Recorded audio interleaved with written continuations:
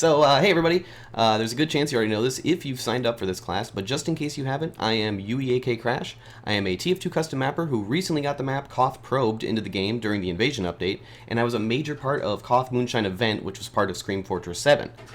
Some of my other non-official maps that you may have heard of are CP Glassworks, which was played for a season in UGC Highlander, CP Stony Ridge, Koth Trainsaw Laser, Koth Wub Wub Wub, Payload Sub-Zero, and a ton of others that I worked on to get to this point where I am today. I'm also senior staff member of TF2Maps.net, and I run a YouTube channel at UEAKCrash, which is heavily TF2 custom map focused, including how to create TF2 map series. If you have any technical questions about this course, like problems with your questions form, feel free to contact Uber directly through Mumble. Side note, I still kind of have a cold, so my voice right now might sound a little funny, but I'll do my best to not make any gross noises into the microphone. So the format of this class is going to be Q&A. I have a Google form set up, which Uber can link you guys right now. If you could just enter your questions into that, that'll kind of help us keep organized. You have the option of talking it, saying it out loud if you want. You don't have to. I can read it out loud. That's your choice. Now, keep in mind, too, with this class, I'm assuming that you have at least a basic understanding of mapping. If you've watched most of my How to Make TF2 Maps series on YouTube, you should be all set. You're free to ask technical mapping-related questions about my maps, like if you're interested in how or why I did something on them, or whatever mapping-related questions that you might have. Also, my Hitbox stream is going right now, so you can watch my screen as I watch my screen as you ask your questions. I also have the majority of my maps ready to be opened up if you have any questions about how I did something, and I might just use them for examples anyway. This is a lot to read, I'm sorry.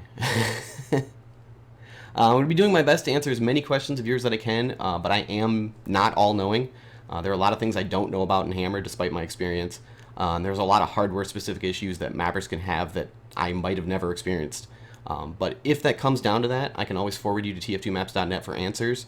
And if that is the case, I can promise you that if you say that I sent you here from the master's class in your forum post, I'll do my best to make sure you get your answer. I might not know everything, but more often than not, that I can find an answer to just about anything, which in my opinion is just as good as knowing it anyway. Also, this course is currently scheduled for 1 hour, but I'm going to do my best to answer as many of your questions as possible. So there's a good chance we're going to go over time because I'm very long-winded, and you guys are feel free to bail whenever you have to. So that said, enough introductions. Let's jump into some of these questions.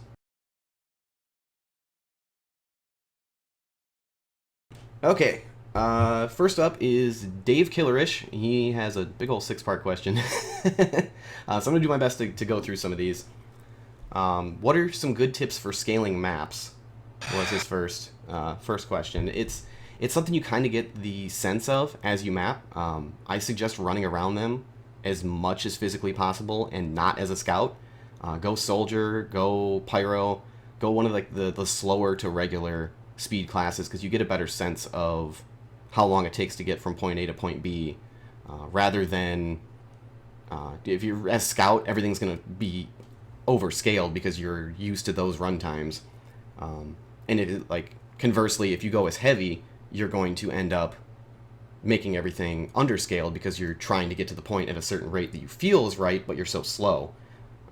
So that's one problem, or that's one thing you have to watch out for when you're doing scaling. But it's really just experience. You just have to make maps and then go, wow, I screwed this all up on the first try. So you sometimes just have to make hard calls and scrap things or just redo them. So really just experience is the main thing with scaling. Make maps, test maps, find out what you did wrong, figure out why you did it wrong, and fix it. Next question is, what are things you look for when looking at demos or game days for feedback? I don't. A lot of other mappers look at a lot of demos. I don't do it super often, but when I do, I usually end up going and just sitting in one player's perspective and seeing how they interact with the map. Seeing when they come to a junction, are they even noticing the right path that I have included, or is they just the left? And it's usually the player's perspectives I keep an eye on more than anything else. The next one was, what are some good places to look for inspiration on detailing your maps, like other maps' pictures? Valve is the best place, in my opinion. Two Fort isn't a great map, gameplay-wise, in my opinion. There's a lot of issues with it, but it is a master's course in detailing. I can just get lost in 2 Fort nonstop. It's beautiful. So I highly recommend checking Valve Maps out. Check out their decompiled stuff. Run around it in game. Look up sometimes, because nobody ever looks up in game. So, you know, look in the detailing areas, look at that stuff, and just see how they do things, and try to sort of emulate it. Next question is there a way to make a train car or any moving entity spin or rotate? And he said he's looking for, like, making a boulder roll instead of floating to its destination. Something like that, I would honestly get an animation for. I'd find a modeler and do that. But if you're just trying to make something spin, there's a tutorial on TF2 Maps about a momentary rote button, I think it is. And ABS, the guy who made the ABS pack, he came up with a tutorial for that. And that's what I use for everything that spins. Like everything in train saw laser that spins, like my UFOs on probed that spin, it's using that entity. But that is just a consistent spinning, so it might be a little too stiff for what you had in mind. Which entity? It's momentary ROT button. I'd have to find it real quick. Hold on 1 second.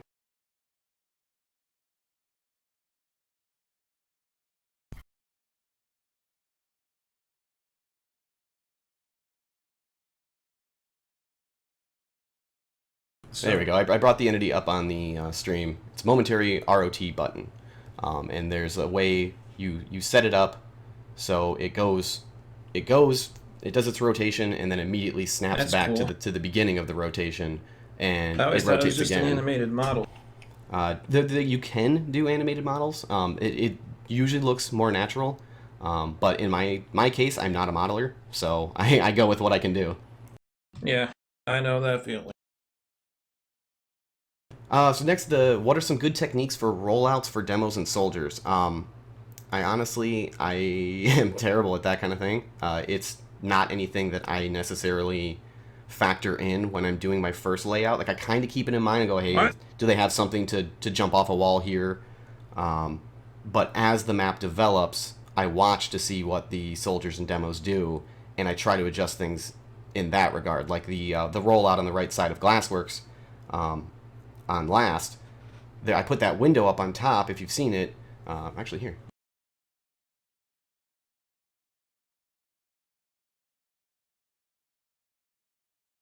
One second, let me find Glassworks. Do you have these questions written down? I'm answering them from the Q&A form that was linked in the chat here. All right, I just your hammer is full screen. I've got 3 monitors, so I'm looking at it on another monitor. What? So right here you can see the rollout for Glassworks. Glassworks is kind of choppy. I thought you printed them out or something. It's a huge map. But I put this window up here because I just thought it would be really cool to old-fashioned grandpa. to see demos and soldiers jumping through this window for the rollout, and it worked out really well, and I adjusted it on the fly as I saw during tests if it was too small or if there was any issues with it, and that's about all I ever did for for rollouts.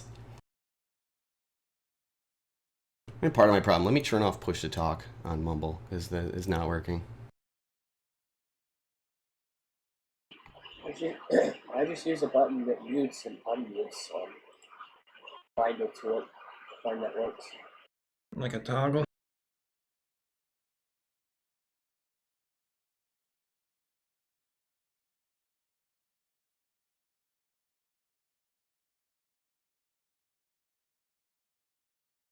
Okay, I should be all live now. There we go.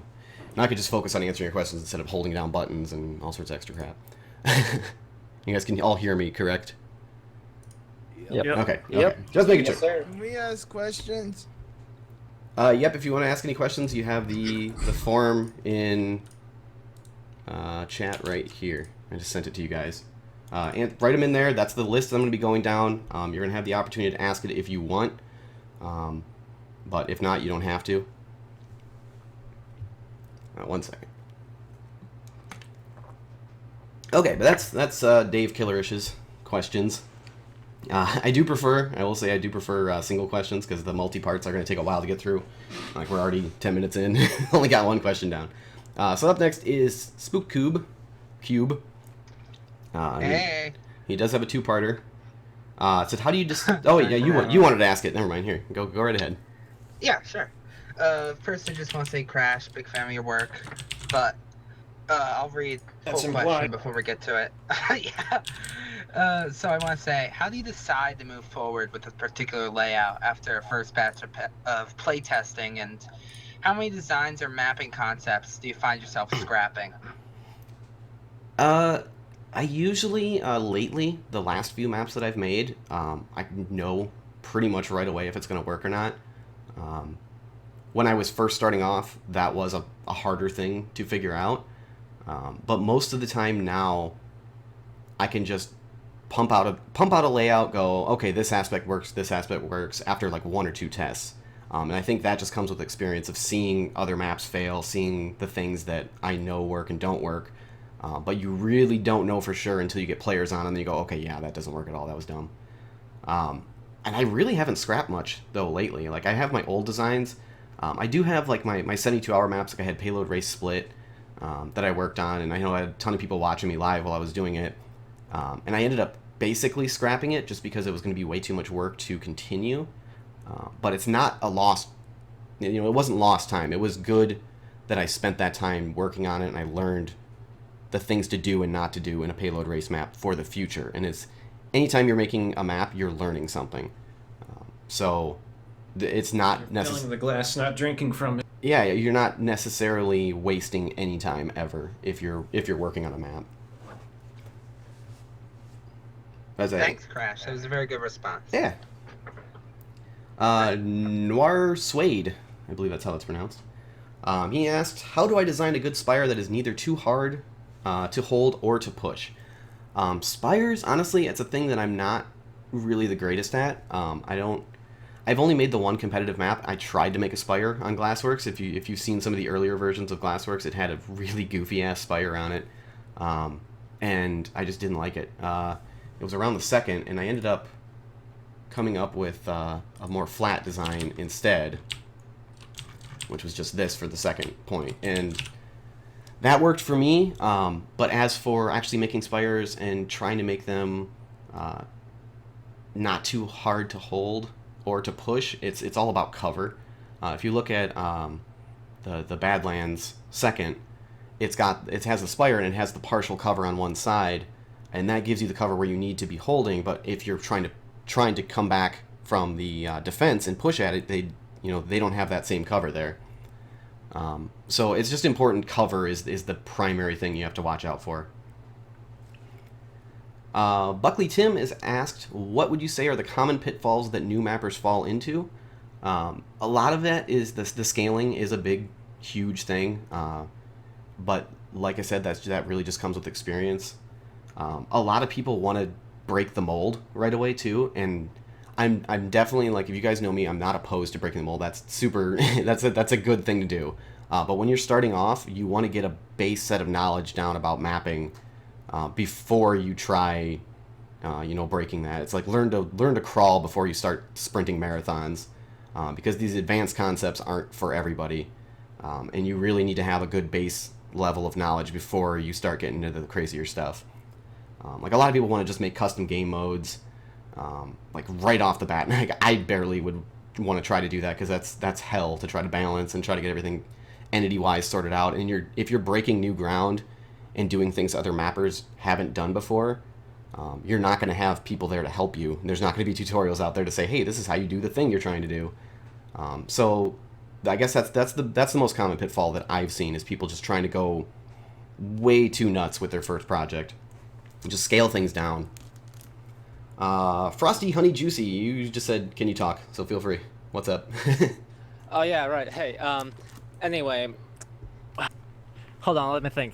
Okay, so imagine you're playing a map, okay, hold on, let me get a list.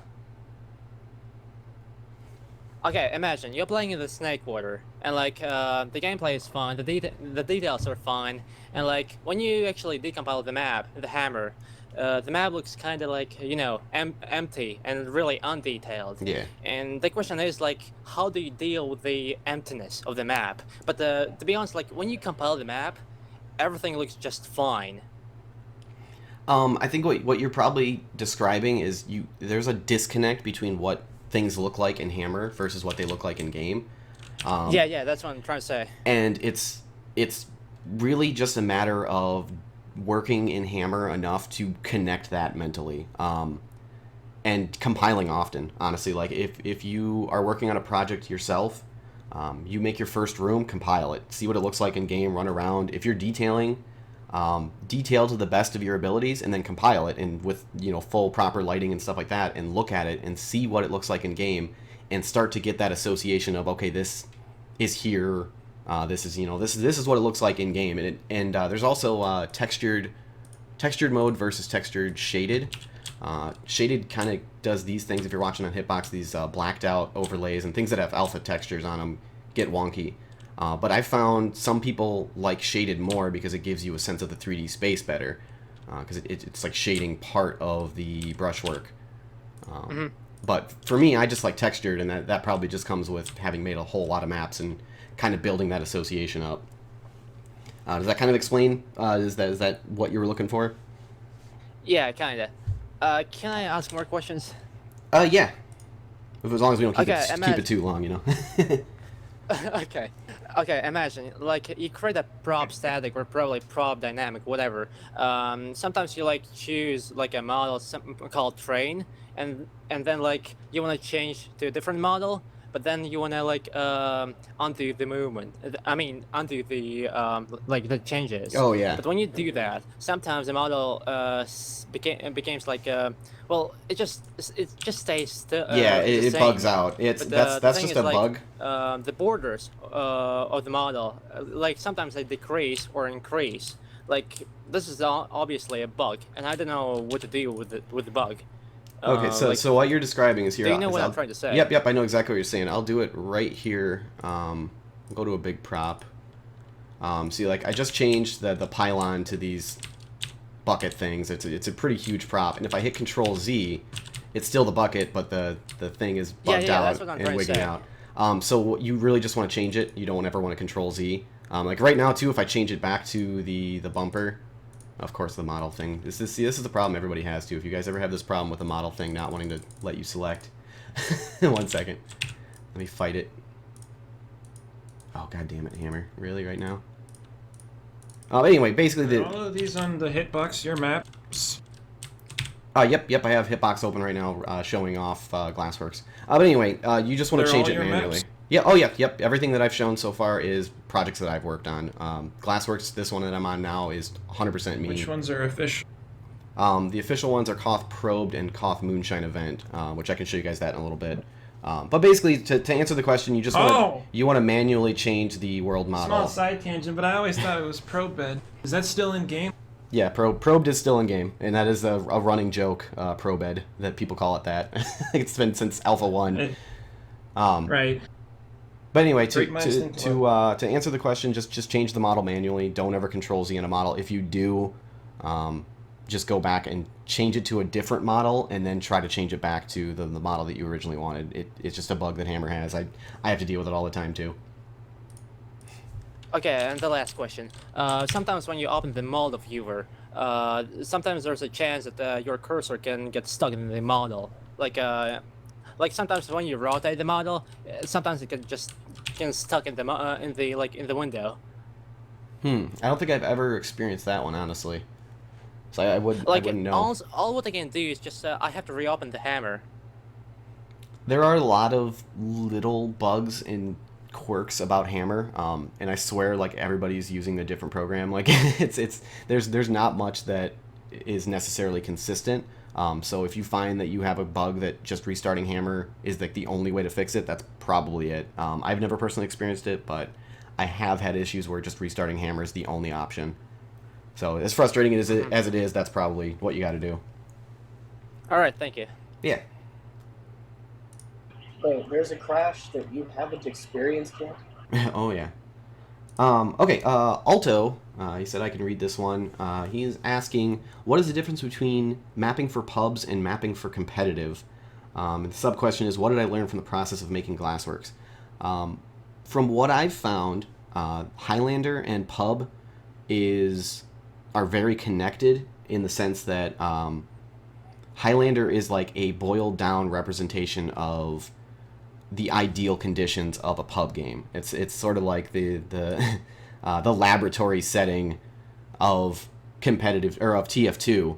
So I found there's actually a really strong connection between Highlander and pub, and the difference between mapping for them. I honestly, I'm a bit torn on that because my goals with Glassworks was to make a competitive map that worked just as well for pub. So I didn't necessarily focus on the differences. I focused more on the similarities rather than what the differences were. So I'm honestly probably not the best qualified to answer that one.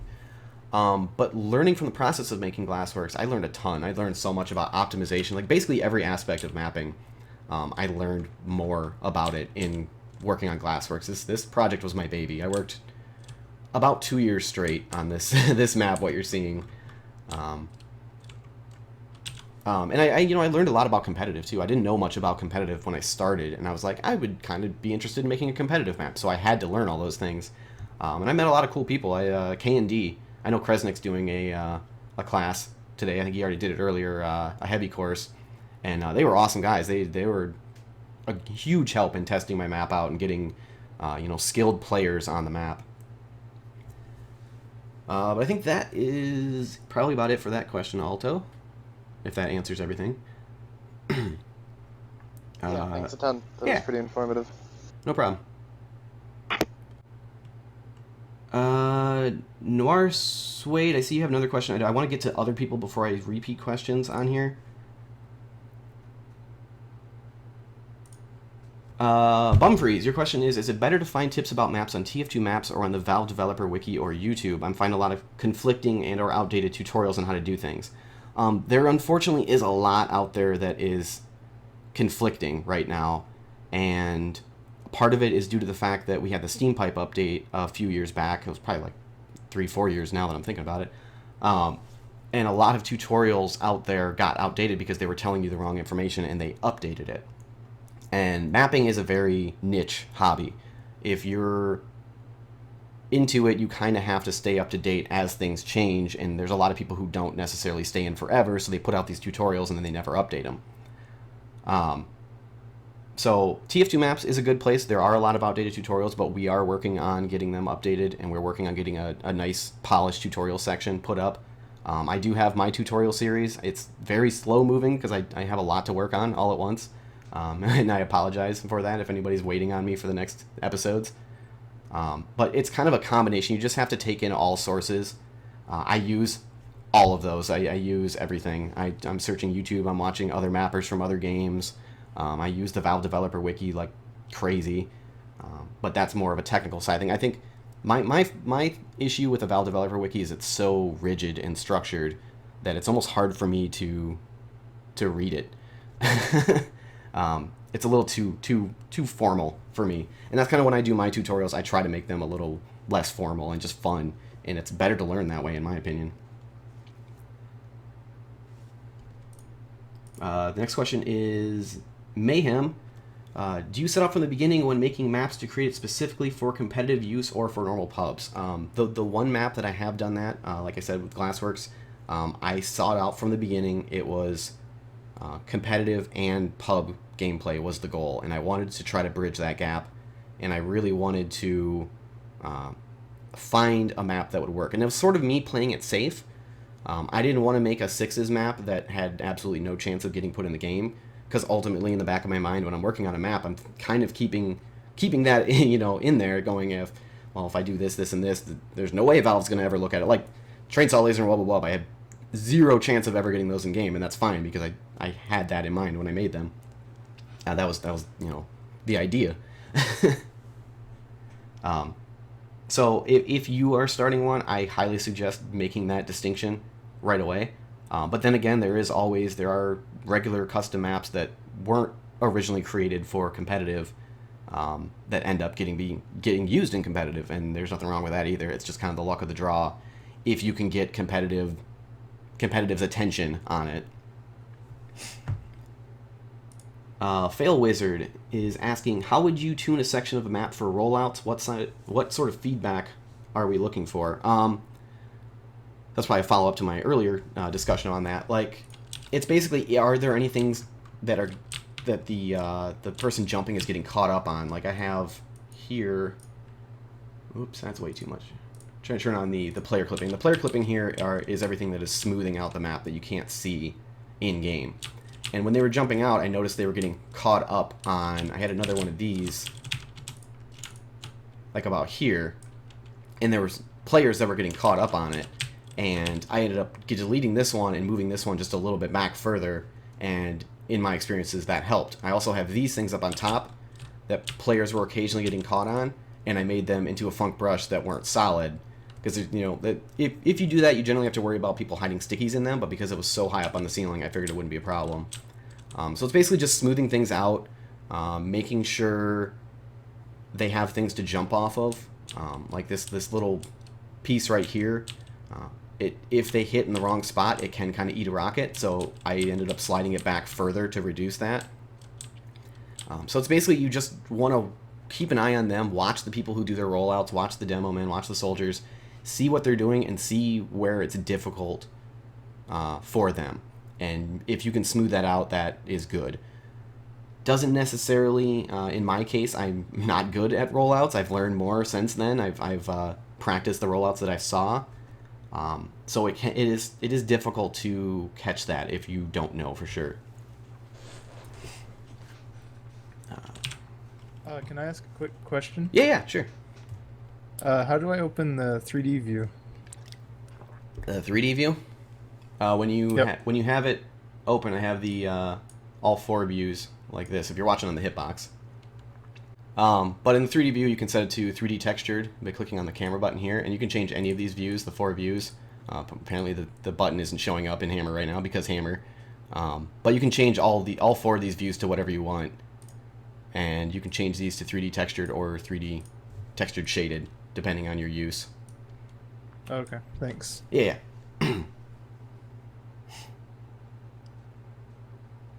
So we are up to, I just want to make sure I'm not skipping any. Tufts asks, how do you take things from other maps without the map seeming like it was just made from a ton of little scraps of other maps? And what maps do you think are best to take certain aspects from?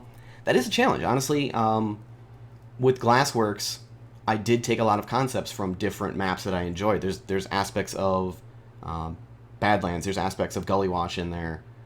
Some might argue too many aspects of those. I honestly could maybe say that myself. I might have went a little bit overboard taking some of the layout shapes.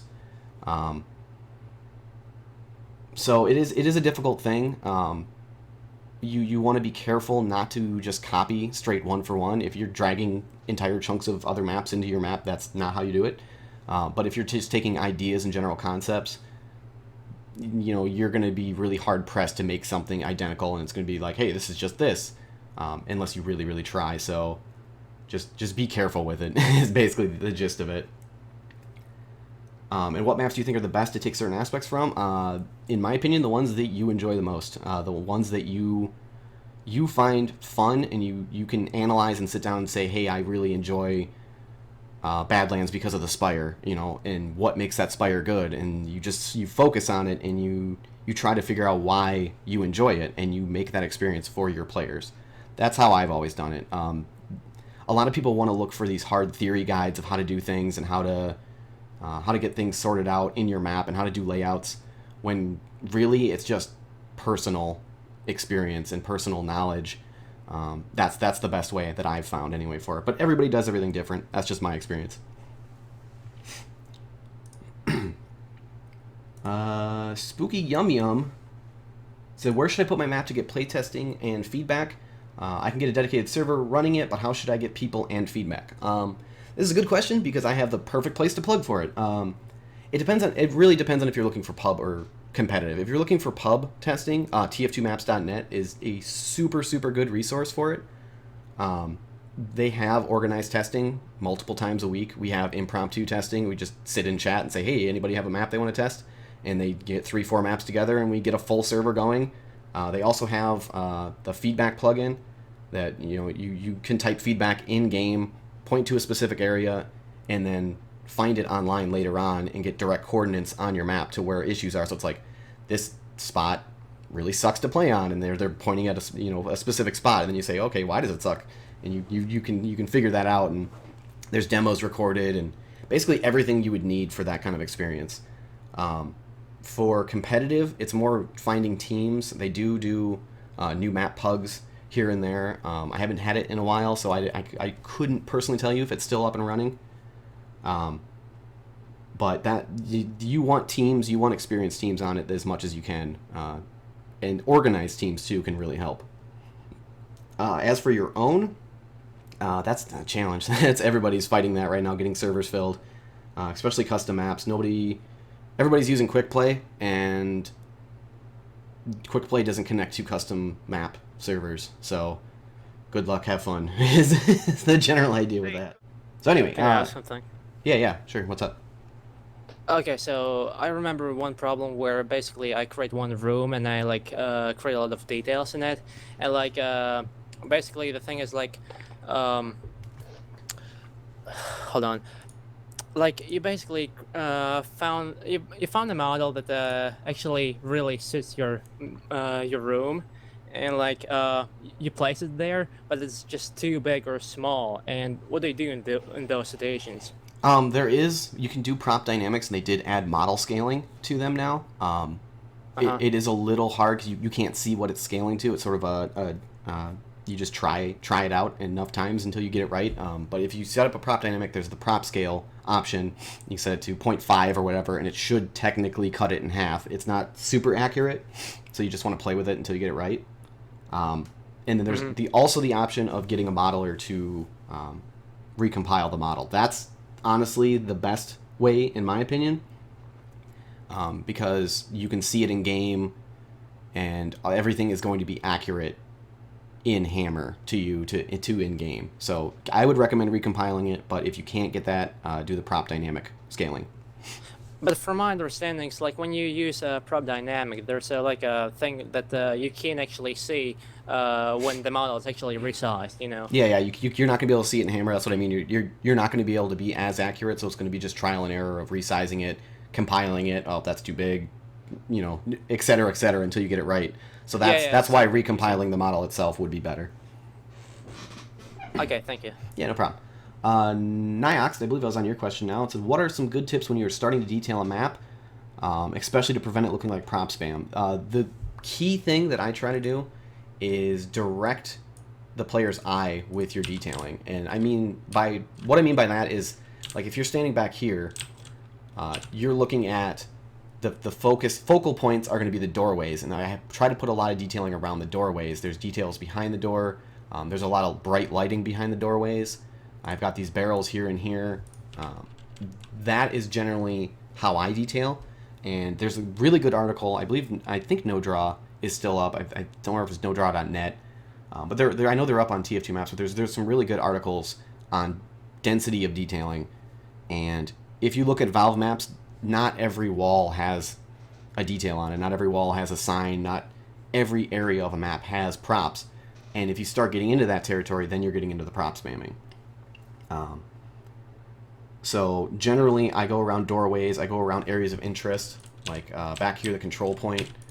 I've got all these props behind it, and I've got a lot of dramatic lighting, and I've got this big prop pointing down to it at an angle. It's like a big arrow pointing down to it, because that is the focal point of where you need to get to.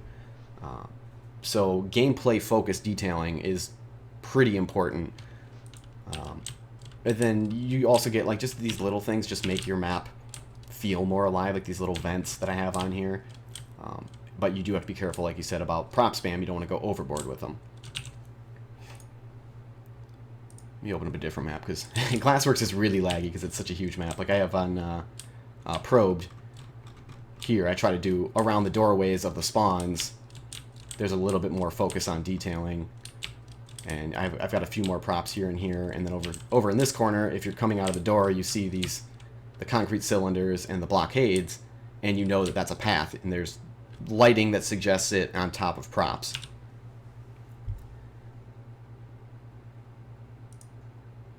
Yes, thanks. Yeah, no problem. Alright, well I gotta head out, so thank you for doing this. Yeah, no problem. Thanks for coming. TMT asked, how do maps for custom game modes such as Saxton Hale work in game? And where do you get inspiration for maps like Trainsaw Laser, Wobble Wub, Sub-Zero, and Probed? And are there any things you'd recommend to put in a map to improve the gameplay aspect? Okay, well, three-part question. Custom game modes are generally plugins, and the plugin is the focus in those game modes. Like, a lot of times, Saxton Hale maps are just regular maps with the Saxton Hale plugin on them. Once that gets going, then you can start getting people who want to make custom plugin maps. But I haven't done that much myself. I started a prop hunt map. I actually made prop hunt Trainsaw Laser, and I got pretty far along in it, and it was hard for me to test because I would have to get it live in game. Excuse me. My cold is actually finally starting to act up.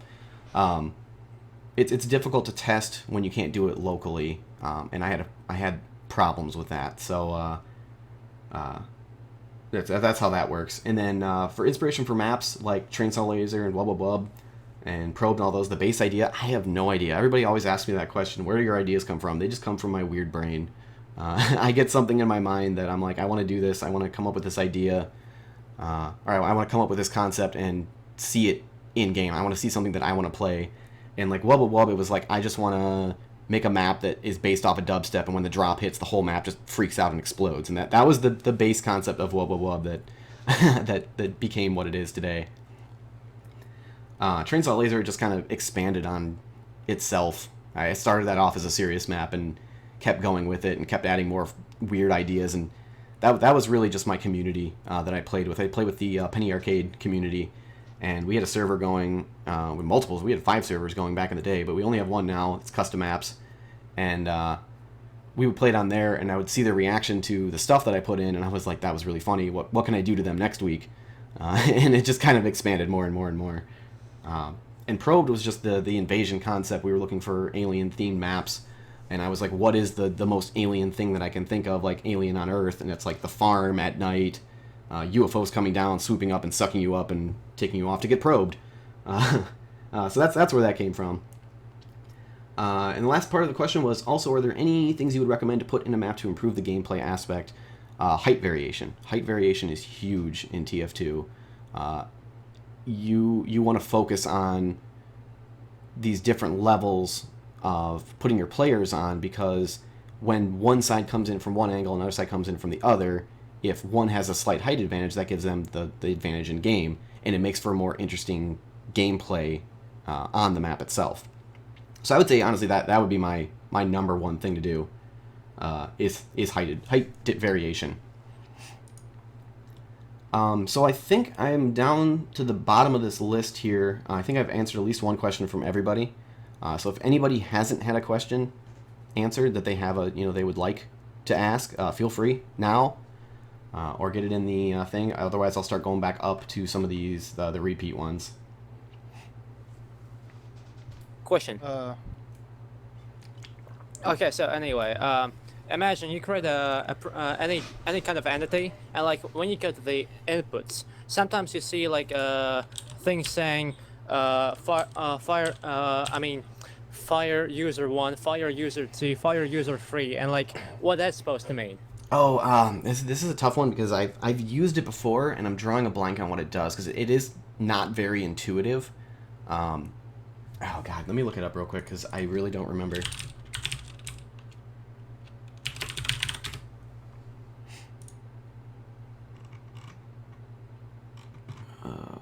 Christ. Isn't it that you forward inputs to another entity? I believe so. Something like that? Yeah. It is something along those lines. Oh, Jesus Christ. Yeah. I think it's just basically connecting entities together with their inputs and outputs. it's not going to be that great of an explanation because it is something that I haven't worked with in a long time. I have a problem where if I don't use something for a long time, my brain gets rid of it, and it's like, you don't need that anymore. That's why I'd make a horrible programmer. So yeah, I'm sorry I can't give you that good of an answer on that one, but that one is a bit over my head at times. All right. I don't know how to pronounce your name, but I know the other person who was about to ask a question. PLOSLD, I think you started asking. Oh, okay. I'll go back up to the top of the list then here. Well, there's another question at the bottom. We looked at new person. Oh, okay. I cannot pronounce your name. Newsperfrosh? That's my attempt. That's all you get. During playtests of alpha and beta stage maps on tf2maps.net servers, I keep hearing mappers talk about optimization maps for frame rate while keeping the detailing. How does that work? Optimization is one of the most advanced concepts in map design. It is something that experienced mappers can get away with not knowing, and then all of a sudden they're like, oh my god, my map is horribly optimized, I need to learn this right now. It's a very abstract concept, and it's also a hard to understand one. So I highly recommend, there is the Bible for optimization. It's this page here. It's the Half-Life 2 Map Editing Optimization Guide. This is how I learned about optimization. I'll link it in the chat as well. This is how I learned about optimization. This is everything you need to know about optimization in general. There's a lot of advanced concepts in here that we do not have time to cover. I'm honestly not looking forward to doing my part of the tutorial series on this because it's going to be very hard to explain. It's basically, the general idea is making it so things that aren't visible to the player aren't visible to the engine either. Because there's a lot of times where even though you have a prop behind something, it will still be rendered to the player. And doing different forms of optimization can reduce that. And it's your goal as a mapper to make that happen as less as possible. So only what is visible on their screen is actually visible rendering to the engine. Okay, I think that should be good then to start going back up the list. I'm actually surprised. We've got 10 minutes left.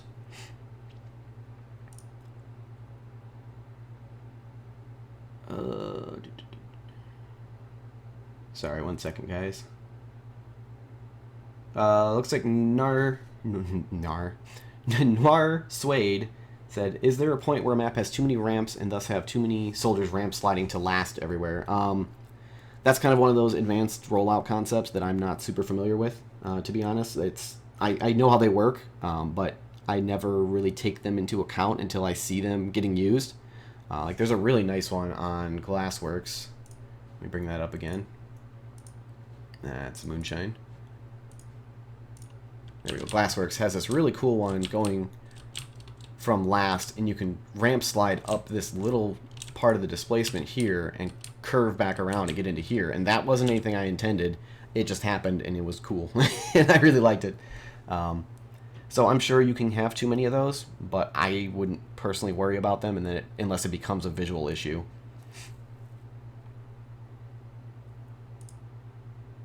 Also asked in competitive TF2 how long a sightline is allowed before everyone starts complaining. That one, I have had a lot of complaints about sightlines on Glassworks, and there are some really nasty ones, like down this edge here where you can stand down here and sort of see up in a second.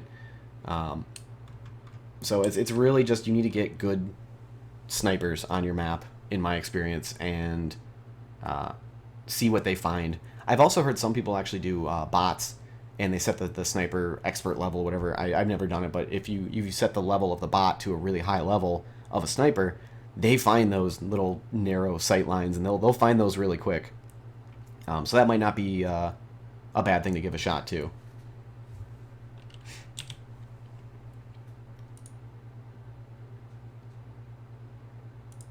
You also asked, with Glassworks, how did you get it to be beta tested by the infamously unforgiving to beta maps competitive community? I started off, I was actually working directly with the UGC, so I had that going for me. But yeah, it is a challenge. It's very difficult to get competitive players' focus onto one of your maps. I highly suggest befriending teams. That's that's the best way I can explain that. Next one is Mayhem asked, who's your favorite map maker to work with, and what map do you consider to be the best? That's a hard question, the best especially. But to work with, I really enjoy working with huehuehue. We worked on Stony Ridge together. We worked on Moonshine Event, which I can bring up since I talked about it earlier. Moonshine Event, which got included in the Scream Fortress 7 update. But he created the original layout for this, and I helped him update it. We made it spooky for Halloween, and then I did all the crazy events. I built this area down here, which is the underworld. And I don't know, I really like working with him. He's super sloppy, which sucks, but I'm super OCD about how I do these kind of things, which I think makes us balance each other out into a way that makes really fun maps. So I like working with huehuehue. What map do I consider to be the best? I personally really enjoy playing on Upward. If we're just talking about any map, that's one I'm a fan of the gameplay, and I think it just about every aspect of mapping it covers really well. There's some optimization issues on there, but layout-wise, the shape it does this really nice spiral around itself to the middle. That is just a great use of space. I really like that one, so I will go with Upward.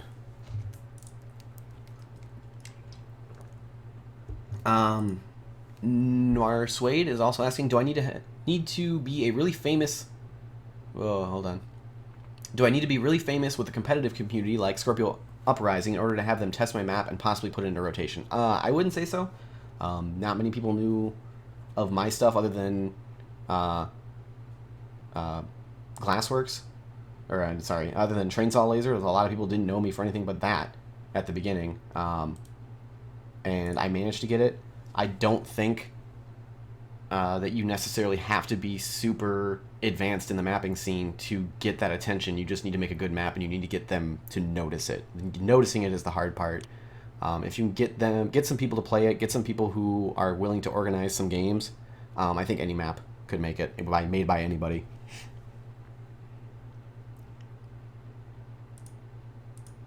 Let me see what else we got.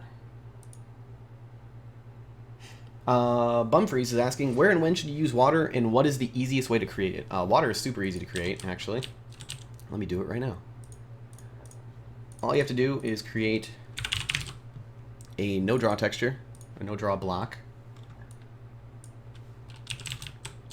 You throw it here, and you apply a water material to the top of it. And that is now water. And that is literally all it takes to create water that is swimmable. When they're inside this volume, they'll be able to swim in it. But where and when to use it is a bit more difficult. That is, you really just need to test things out on your map. There's times where a lot of people have put in water and found out that it is horrible and did not work in their map at all.